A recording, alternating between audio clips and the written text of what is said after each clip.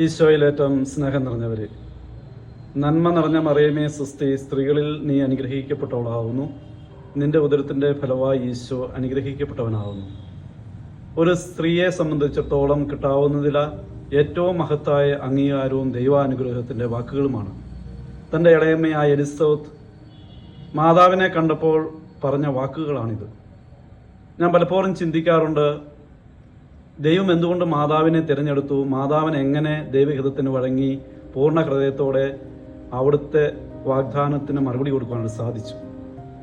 ഒന്നാമതായിട്ട്, പരിശുദ്ധ അമ്മ വിശുദ്ധയും നിർമ്മലയും നിഷ്കളങ്ക ഹൃദയത്തിൻ്റെ ഉടമയുമായിരുന്നു.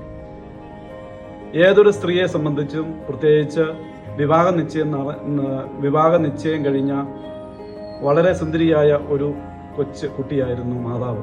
പക്ഷേ ദൈവഹിതത്തിന് ഇതാ കർത്താവിന് ദാസി എന്ന് പറഞ്ഞുകൊണ്ട് പരിശുദ്ധാത്മാവിൻ്റെ ഇടപെടലിലൂടെ ഉണ്ടാകുന്ന രക്ഷകന് ഈ ലോകത്ത് ജന്മം നൽകുവാൻ മാതാവ് തയ്യാറായി.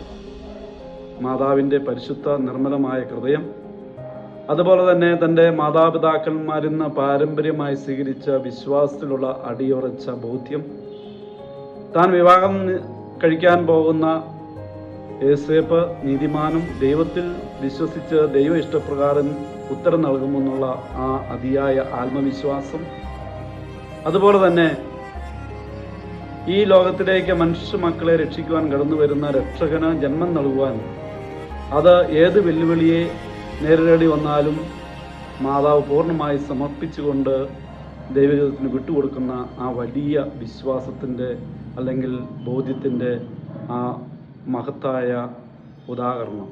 ദൈവഗീതത്തിന് വിട്ടുകൊടുക്കുമ്പോൾ പ്രതികൂല സാഹചര്യങ്ങൾ, പ്രതിബന്ധങ്ങൾ അത് നേരിടുവാൻ മാതാവ് നമ്മളെ പഠിപ്പിക്കുകയും നമുക്ക് ദൈവത്തോട് അടുത്ത് ജീവിക്കാനുള്ള സന്ദേശം നൽകുകയുമാണ്. നമ്മുടെ മിഷണറി ജീവിതത്തിൽ, ക്രൈസ്തവ ജീവിതത്തിൽ ഉണ്ടാകുന്ന വെല്ലുവിളികളെ ദൈവഹിതത്തിന് വിട്ടുകൊടുക്കുമ്പോൾ സഹനങ്ങളെ, പ്രതികൂല സാഹചര്യങ്ങളെ സന്തോഷമായി സ്വീകരിച്ചുകൊണ്ട് ഹൃദയത്തിൽ യഥാർത്ഥമായ സ്വാതന്ത്ര്യം അനുഭവിക്കുവാൻ സാധിക്കും. നമ്മൾ ഭാരതത്തിൻ്റെ 80ാം സ്വാതന്ത്ര്യ ദിനം ആചരിക്കുമ്പോൾ നമ്മുടെ ഹൃദയത്തിൽ ഉണ്ടാകേണ്ട മനോഭാവം ഇതാണ്: ദൈവഹിതത്തിന് വിട്ടുകൊടുക്കുക. ഞാൻ ഈ ദിവസങ്ങളിലൊക്കെ സഹനങ്ങളിലൂടെ വെല്ലുവിളികൾ കടന്നു പോകുമ്പോൾ എപ്പോഴും എനിക്ക് തണലായി, താങ്ങായി ദൈവഹിതത്തിന് വിട്ടുകൊടുത്തുകൊണ്ട് മാതാവിനോട് പ്രാർത്ഥിക്കുമ്പോഴാണ് ആത്മധൈര്യം കിട്ടുക, ആശ്വാസം കിട്ടുക, ഹൃദയത്തിൽ സന്തോഷം ലഭിക്കുക.